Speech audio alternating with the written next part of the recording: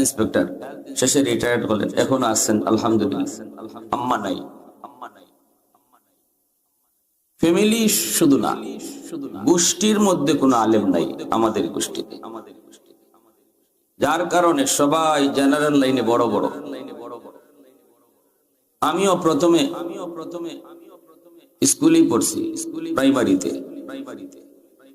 কিন্তু আব্বা আমার স্কুলে নিল, বারবার বলতেন বাবা তুমি স্কুলে 5 পর্যন্তই পড়বা, এরপরে আব্বা তোমারে মাদ্রাসা ভর্তি করে দিবে, তুমি আলেম হবা।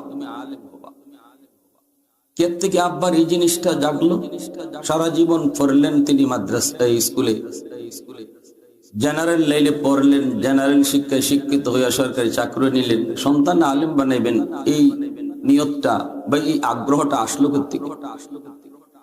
এই আগ্রহটা আসছে রমজানে খাইতে আর